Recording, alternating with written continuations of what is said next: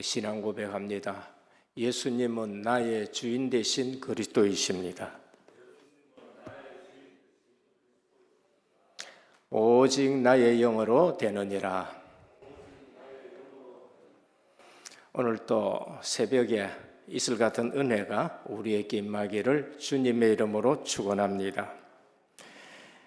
이제 고린도 후서 9장입니다. 고린도 전후서를 우리가 말씀을 들으면서 꼭 한 가지 기억해야 될 것은 고린도 교회를 향한 기본 메시지가 뭔가. 오늘 우리 교회가 고린도 전후서를 통해서 하나님은 우리에게 무슨 말씀 하시기를 원하느냐, 꼭 기본을 붙드셔야 됩니다. 그 중에 하나가 제일 중요한 것이 너희가 하나님의 성전인 것과 하나님의 성령이 너희 속에 거하는 줄 알지 못하느냐라는 것입니다. 성도들에게 있어서 제일 중요한 것이 자신의 정체성입니다. 그걸 놓치면은 다른 일들을 하게 되고, 그래서 너희가 하나님의 성전인 것과 하나님의 성령이 너희 속에 거하는 줄 알지 못하느냐, 하나님의 자녀답게 살아라는 것을 말씀합니다. 그럼 어떻게 이 세상에서 우리가 하나님의 자녀답게 사느냐, 여기에 대해서 하나님의 영광이 기준이다.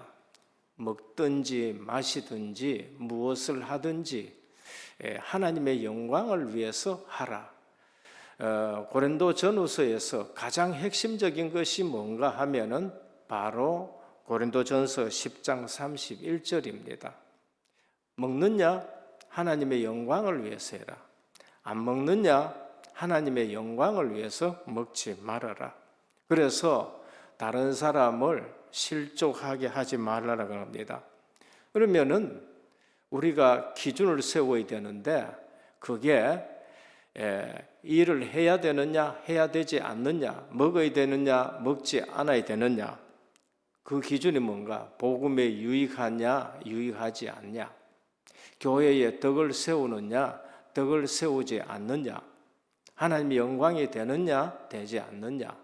그래서 고린도 전후서를 통해서 우리는 우리 자신이, 우리 몸이 하나님의 성전이 되는 겁니다. 그걸 꼭 기억하셔야 돼요. 구약에는 성전이 가시적인 성전입니다만은 신약에서는 주님이 성전 되십니다. 그 주님이 우리 마음에, 우리 속에 들어와 계시기 때문에 우리 몸이 성전이 되는 겁니다. 그러면은 하나님의 영광을 위해서 우리가 살아야 되는데, 복음에 유익하냐, 유익하지 않느냐가 기준 되셔야 돼요.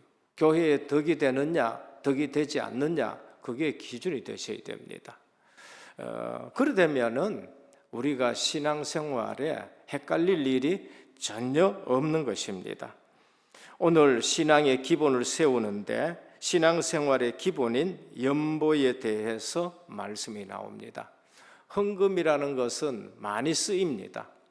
그러나 연보라는 말은 우리 기독교에만 있는 용어입니다. 그래서 우리 어릴 때는 연보라는 말씀을 많이 사용했습니다만은 요 근래는 헌금이라는 말이 많이 쓰입니다. 그래서 첫 번째입니다. 참된 헌금의 조건입니다. 어떤 마음으로 드려야 되느냐라는 것이지요. 우리가 알아야 될 것은 모든 헌금은 하나님께 드리는 예물로서 복음과 전도와 목양에 쓰이는 귀한 예물입니다. 어디에 쓰이느냐? 하나님께 드려지는데 복음 전도와 목양에 쓰이는 것입니다. 구약과 신약에 하나님께서 헌금할 것을 분명히 말씀하셨습니다. 신명기 16장 16절 17절입니다. 너희 가운데 모든 남자는 1년에 3번 곧 무교절과 칠칠절과 초막절에 내 하나님 여호와께 택하신 곳에서 여호와를 배웁되 빈손으로 여호와를 배웁지 말라. 각 사람이 내 하나님 여호와께 주신 복을 따라 그 힘대로 드릴지니라 라고 말씀하셨습니다. 어디서 드린다고요? 택하신 곳에서, 하나님의 이름을 둔 택하신 곳입니다. 절기가 되면은 전부 예루살렘 성전으로 모이지요. 그 절기는 대표적인 날인 것입니다. 그래서 멀리 떨어져 있던 디아스포라들도 다 오게 되는 것입니다. 그래서 택하신 곳에서 교회 와서 예배 드릴 때에 주신 복을 따라라고 했습니다. 우리는 하나님이 내게 주신 복을 따라서 헌금을 하고 연보를 드리는 것입니다. 그리고 힘대로라고 말씀했습니다. 그래서 오늘 또 구약에는 예배 드릴 때에 이처럼 주님이 우리에게 말씀하셨습니다. 신약입니다. 고린도전서 16장 1절입니다. 성도를 위하여 연보에 관하여는 내가 갈라디아 교회들에게 명한 것 같이 너희도 그렇게 하라. 매주 첫날에 너희 각 사람이 수입에 따라 모아두어서 내가 갈 때에 연보하지 않게 하라. 내가 갔었을 때에 누가 말한다고가 후닥닥 그렇게 하지 말고 수입에 따라 매주 첫날에, 유럽에는 옛날에는 주 단위로 이렇게 일 한 삭스를 주게 되는 겁니다. 주 단위로.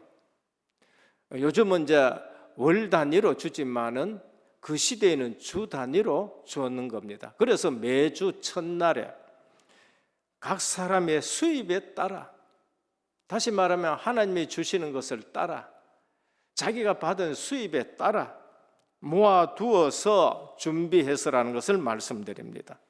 그래서 헌금은 하나님께 대한 순종 여부를 우리에게 가르쳐 주는 것입니다. 헌금은 하나님께 대한 믿음의 정도와 사랑을 측량하는 수단이 되어지는 것입니다. 단 우리가 주의할 것은 하나님은 헌금의 액수가 많고 적음을 따지지 않습니다. 중심으로 드렸느냐, 성심을 가지고 드렸느냐, 진실되게 드렸느냐, 하나님은 얼마나 많이 드렸나를 말씀하지 않으십니다. 우리 주님이 헌금함에 헌금 넣는 것을 보고 그 과부가, 가난한 과부가 두 렙돈 넣는 걸 보고 가장 많이 드렸다고 말씀했습니다. 이유는 뭐냐? 생활비 전부를 드렸기 때문에 그렇습니다. 하나님은 그 헌금 속에 담긴 그분의 중심과 마음을 보시지 많고 적음을 보지 않습니다. 우리가 쏟기 쉬운 것이 바로 그것입니다. 하나님의 존재와 섭리에 대한 믿음 없는 자에게는 헌금이란 있을 수가 없습니다. 그래서 하나님 앞에 준비된 마음이 중요합니다. 마음의 준비가 없이 무성의하게 드려지는 헌금은 하나님이 기쁘시게 받지 않는 것입니다. 저희 어릴 때에요, 참 돈이 귀했습니다. 요즘은 그래도 뭐 국가에서 기본 생활비 주고 합니다만은 저희 집이 가난하지는 않았습니다만은 그런데도 그 당시에 돈은 귀하더라고요.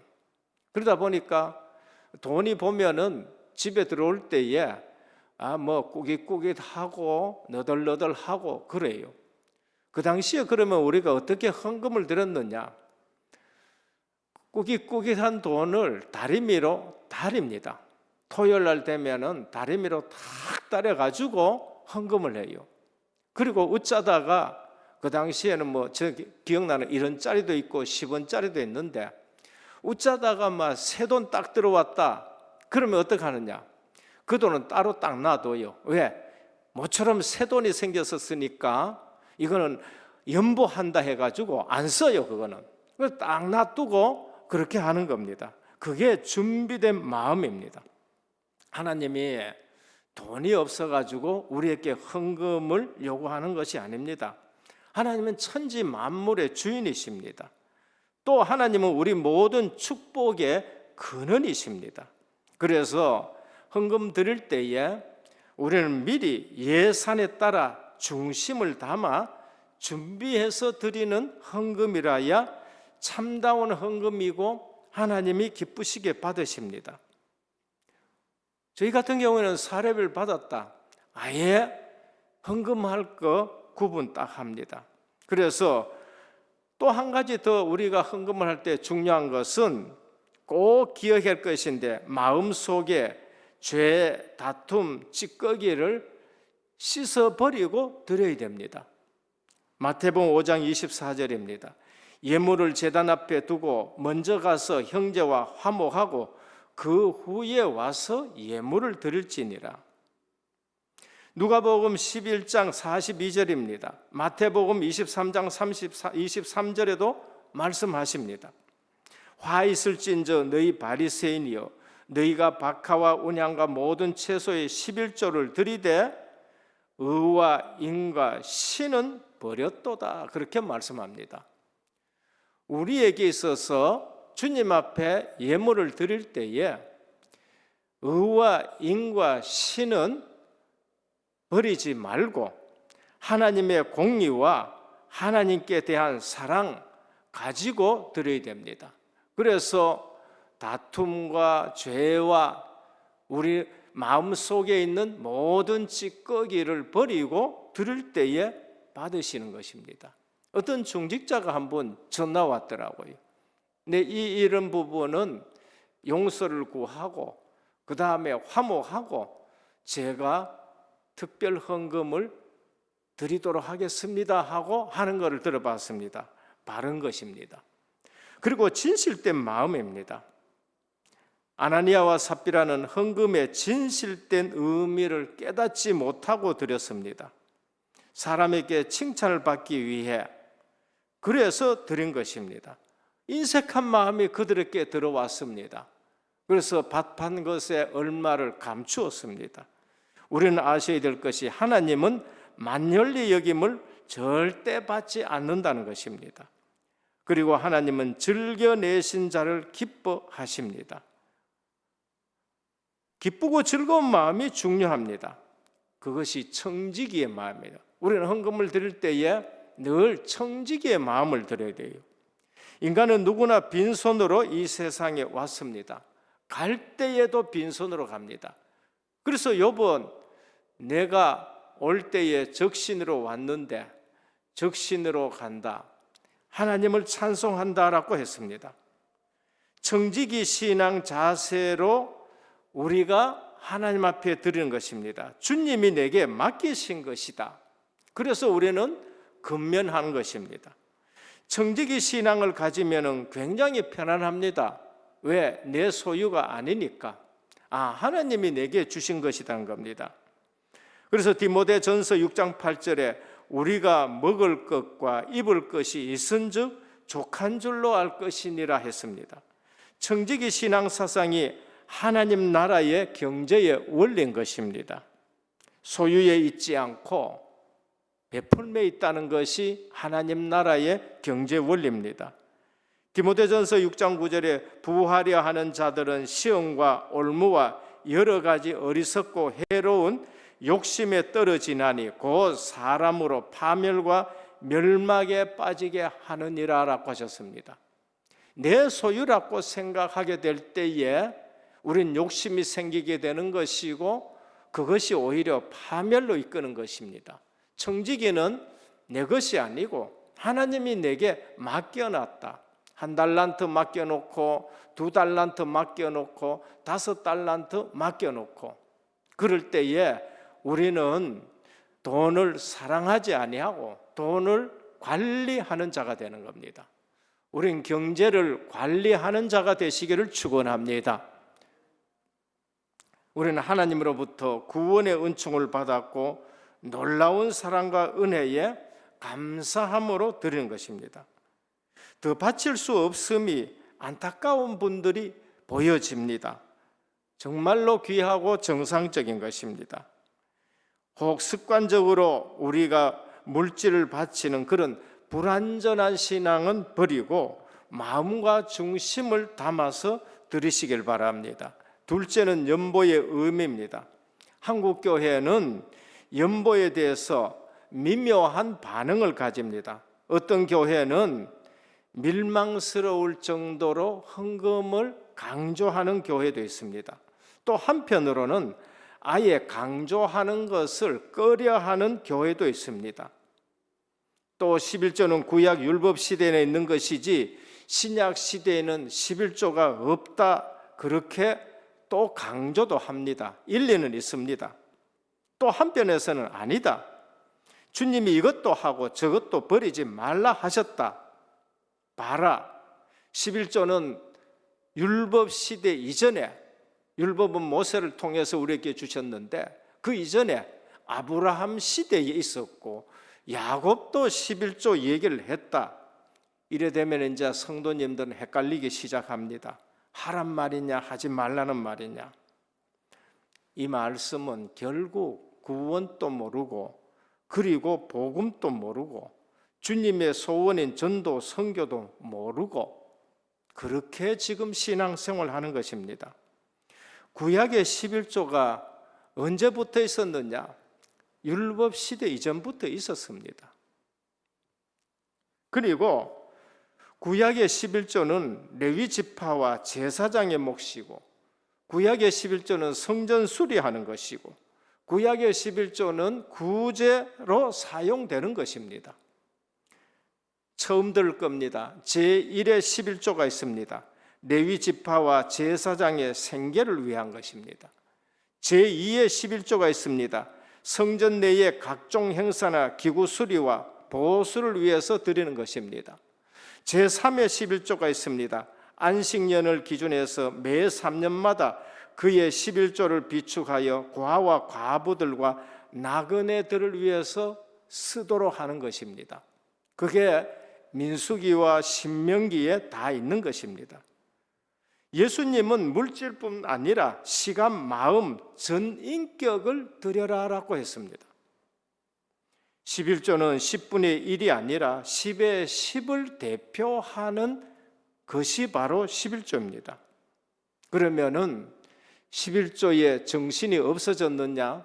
신약에 와서 우리 주님은 그 정신이 없어진 것이 아니라 의와 신과 인을 가지고 하고 그거 버리지 말라고 하셨습니다.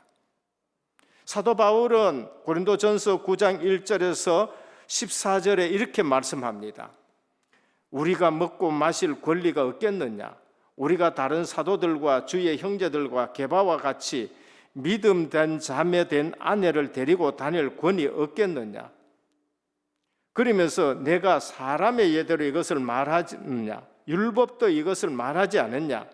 모세 율법에 곡식을 밟아 떠는 소에 망을 씌우지 말라고 기록하였으니 하나님께서 어찌 소들을 위하여 염려하심이냐? 오로지 우리를 위하여 말씀하는 것이 아니냐? 과연 우리를 위하여 기록된 것이니 밭 가는 자의 소의 소망을 가지고 갈며 곡식 떠는 자와 함께 얻을 소망을 가지고 떠는 것이 아니냐? 우리가 너희에게 신령한 것을 뿌렸은즉 너희의 육식적인 것을 거두기로 과하다 하겠느냐? 다른 이들도 너희에게 이런 권리를 가졌거든 하물며 우리일까 보냐? 성전의 일을 하는 자들은 성전에서 나눈 것을 먹으며 제단에서 섬기는 제단과 함께 나눈 것을 너희가 알지 못하느냐? 무엇을 말씀하시죠? 제사장들의 몫이 있다는 것처럼 신약 시대에도 주의 종들은 성전에서 나는 것을 먹는다라는 것을 말씀하고 그것은 사도들의 권리다라고 그렇게 말씀을 하는 거지요. 이게 구약의 11조의 사상을 정신을 그대로 말씀하는 겁니다. 꼭 11조라는 말이 나와야 되는 것이 아닙니다. 우리는 구약에서 그리스도가 오심으로 바뀐 것이 많습니다. 구약에서 안식일을 지키라 했습니다. 그런데 신약에 와서는 그 안식일이 모두 주의 날로 바뀌면서 안식 후 첫날인 것입니다. 우리 왜 주일날 이렇게 모인 겁니까? 그것은 안식 후 첫날 주님이 부활하셨기 때문에 모이는 겁니다. 월요일 모이면 안 됩니까? 월요일 날 모여도 되지요. 그러나 제도상 주일을 만들어서 이렇게 모이는 거예요. 우리는 월요일 날 다 모여서 예배드려도 됩니다. 꼭 일요일 날 안 모여도 돼요. 화요일 날 모여가지고 예배드려도 됩니다. 그래서 사도 바울은 갈라디아에서 날과 그러면서 절기에 대해서 자유함을 우리에게 말씀한 겁니다. 구약에서는 늘 할례를 베풀었습니다. 그러나 그리스도가 오신 이후에는 세례를 베풀게 되는 것입니다. 그래서 구약의 11조 사상이 오늘 고린도 후서의 전서 9장에 그대로 나타나 있고, 구약의 제3의 11조 바로 구제와 이런 것은 지금 또 예루살렘 교회의 어려움과 기근이 왔을 때에 드려라 하는 것을 말씀드립니다. 오늘 사도 바울은 고린도 교회들에게 연보에 대해서 조목조목 말씀을 하는 겁니다. 이것은 연보는 결코 숨기거나 암암리하는 것이 아니라 하나님과 교회 앞에 정당한 것으로 드러내놓고 함을 가르칩니다. 그래서 칼빈 목사님이 성경이 말하면은 말해라, 성경이 침묵하면은 침묵하라. 우리는 오늘 본문에 나오면은 본문에 나온 대로 우리가 잘 가르쳐야 됩니다. 연보란 인간이 아닌 하나님이 내신 제도이고 인간을 구원하는 구별된 사업을 위해서 쓰는 것입니다. 그래서 연보는 그 의미가 진실하다라는 의미가 있습니다. 9장 11절 13절입니다. 히플로테스라고 하는데 이것은 성실이고 진실이고 순전이라는 의미를 가지고 있습니다. 초대교회 당시 연보는 가장 순수하고 진실된 신앙의 표현으로 들었어요. 특히 바나바, 모든 성도들이 어려니까 전 재산을 팔아서 드렸고, 그래서 나누게 되는 것입니다. 하나님께 드리는 모든 헌금과 구제가 순수한 신앙의 표시고 진실한 사랑의 표시입니다. 연보는 풍성하다는 의미가 있습니다. 8장 20절입니다. 하드로테스. 연보는 성숙, 부유, 풍성함의 의미를 가지고 있는 것입니까? 하나님께 드리는 연보는 두터운 신앙의 표시이고 우리의 풍성함을 나타내는 것을 볼 수가 있는 것입니다. 우리 신앙생활의 성숙함을 나타내는 것이 헌금입니다. 연보는 복이라는 의미가 있습니다. 오늘 9장 5절 6절입니다. 율로기오입니다. 축복, 봉헌, 찬양이라는 의미가 있습니다. 이와 같이 하나님께 드리는 각종 헌물과 예물은 그 자체가 우리에게 축복인 것입니다. 그러니까 헌금을 드린다는 것은 내가 복을 받았다는 것입니다. 하나님이 내게 이만큼 주셨다는 것을 표시하고 고백하는 것이 그게 헌금인 것입니다. 그래서 이런 축복이라는 율로기아, 즉 연보를 통해서 또 다른 율로기아를 받는 것은 성도들의 신앙생활의 또 하나의 길이고 법칙인 것입니다. 오늘 또 그렇게 말씀하십니다. 너희가 받은 것을 드릴 때에 하나님은 또 너희에게 주신다라고 말씀하십니다. 초대교회 성도들이 이 사실을 그들의 실생활에서 경험한 것이 사도행전 2장 44절 45절입니다. 그리고 로마서 15장 15절입니다. 그래서 드리는 자는 그 기쁨이 있고 그 복이 있기 때문에 또 드리고 또 드리고 하는 것을 보게 됩니다. 그래서 연보 드리는 자세에 더하여 진실하고 풍성하고 축복이라는 의미를 가지고 드릴 때에 그게 진정한 연보요, 하나님이 우리에게 진정한 복을 누리는 것입니다. 루터는 그래서 이런 말씀을 했습니다. 지갑이 회개하지 아니하면은 그 회개는 회개가 아니다라고 그렇게 말씀했습니다. 그만큼 우리는 어디에 붙들려 있지요? 이 돈에 붙들려 있는 삶을 삽니다. 세 번째, 헌금이 주는 유익이 무엇인가? 더욱 넉넉하게 채워주십니다. 그게 8절입니다. 하나님이 능히 모든 은혜를 너희에게 넘치게 하시나니 이는 너희로 모든 일, 항상 모든 것이 넉넉하여 모든 착한 일을 넘치게 하려 하심이라. 여러분, 성도님들, 헌금을 중심으로 하고 헌금을 진실되게 하는 분들이 가난한 거 보셨습니까? 없습니다. 절대 없습니다. 유명한 얘기가 있습니다. 서울에 영락교회가 있어요. 한 번씩 말씀드립니다. 한경직 목사님이 이북에서 내려왔어요. 우리 자랄 때에 이북 사람들의 신앙은 남한 사람들의 신앙하고는 차원이 다르다. 저는 그렇게 듣고 자랐습니다. 왜냐하면 그분들이 왜 북한에 재산을 놔두고 남한으로 넘어왔느냐? 그 신앙 때문에 넘어왔거든요. 영국이나 유럽에서 미국으로 퓨리탄들이 간 것처럼 북한에서 넘어올 때에는 다 버리고 넘어와요. 신앙 때문에. 그들이 모인 곳이 어딨냐? 영락교회입니다. 근데 천막을 쳐놓고 신앙생활을 했어요. 근데 어느 날 한경직 목사님이 이래서는 안 되겠다 싶어가지고 뭐라 했느냐? 그분들은 대부분 장사하는 분들입니다. 이북에서 넘어왔으니까. 보름 동안 먹을 양식과 돈 놔두고 나머지는 우리 전부 다 하나님께 드려서 성전 예배당을 세워야 되겠다. 만날 천막에서 우리가 어떻게 신앙생활을 하느냐, 하나님 앞에 부끄럽지 않느냐, 이렇게 말씀을 선포했습니다. 그러니까 떠나는 사람들이 많이 있어요. 막 이래 떠나고 저래 떠나고. 몇 명이 남았느냐? 50가정이 탁 남아가지고 진짜 그렇게 하셨어요.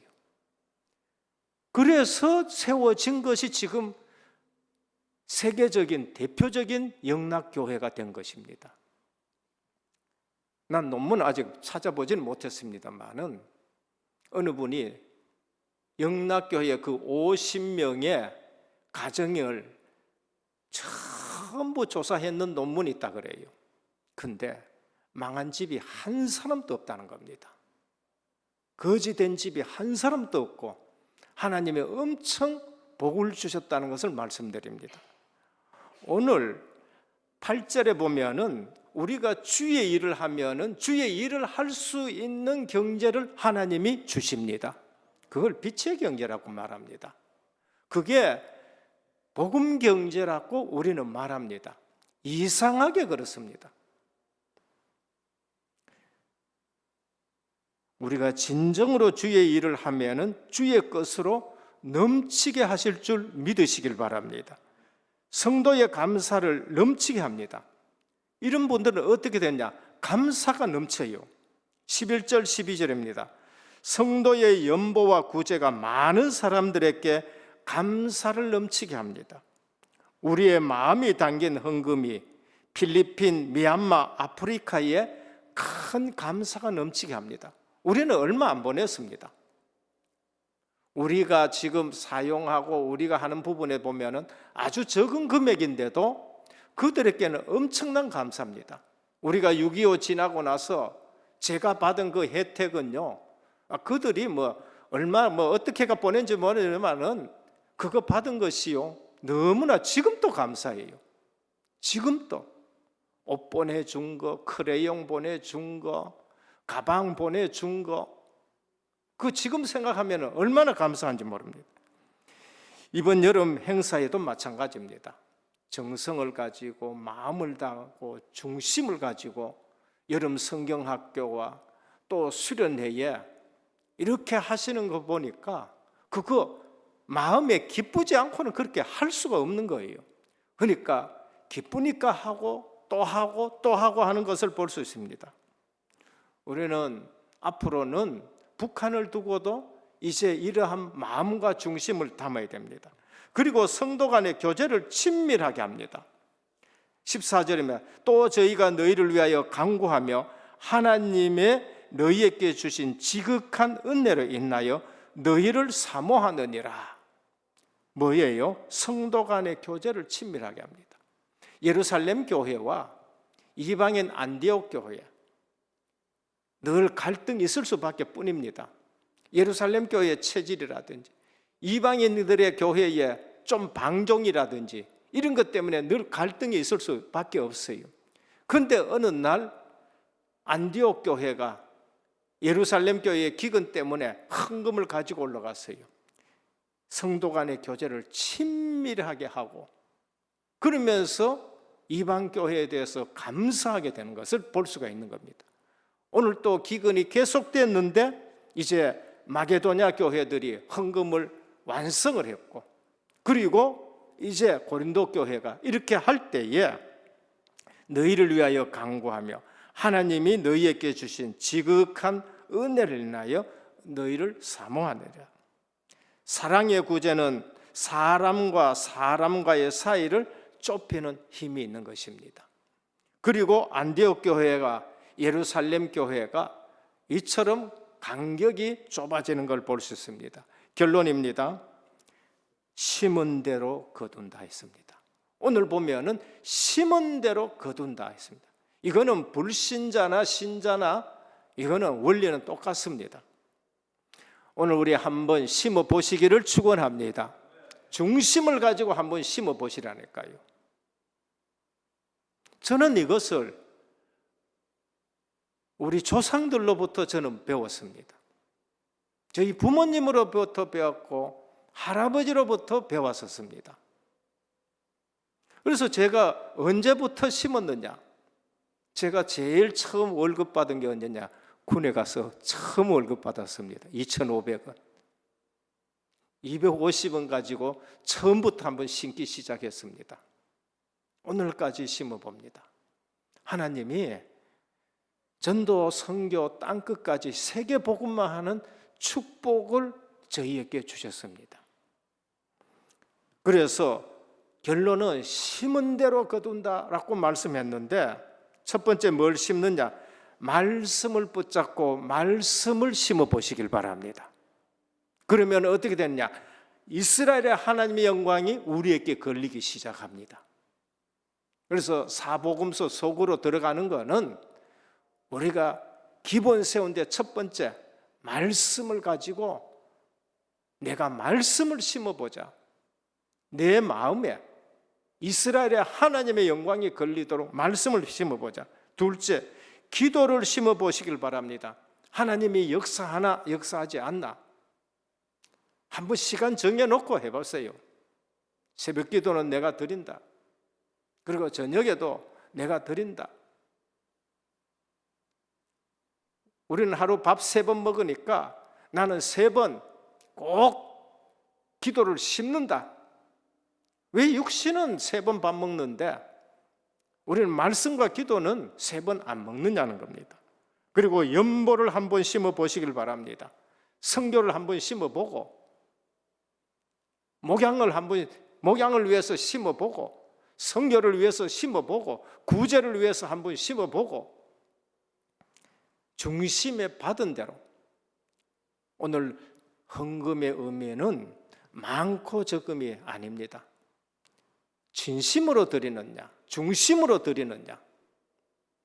1년에 한두 번 들을까 말까 한 말씀입니다. 오늘은 성경에 말씀하라 해서 제가 기도하며 말씀을 드립니다. 오늘 또 우리가 말씀을 심고 기도를 심고 그러면서 연보를 한번 심어서 역사적으로 하나님 앞에 쓰이는 나라와 국가와 교회와 개인이 되기를 주 예수 그리스도의 이름으로 축원합니다. 주님 감사합니다. 우리의 신앙생활에 기본이 가장 중요합니다. 너희가 하나님의 성전인 것과 하나님의 성령이 너희 속에 거하는 줄 알지 못하느냐 하셨습니다. 주님, 우리 몸이 성전인 것을 알고 오늘 또 우리 몸을 귀하게 여기고 주를 위해서 쓰임받는 몸이 되게 하옵소서. 오늘 또 우리는 실제적으로 또 말씀을 심고 기도를 심고 선교를 심는 우리 은혜교회가 되게 하여 주옵시고, 그래서 이것을 통해서 모두가 하나 되어지는 축복의 시간 되게 하옵소서. 중심으로 드리고 진실에서 드리고 복받은 것을 감사함으로 주님 앞에 드리는 참된 연보가 있게 하옵소서. 예수 그리스도 이름으로 기도드립니다. 아멘.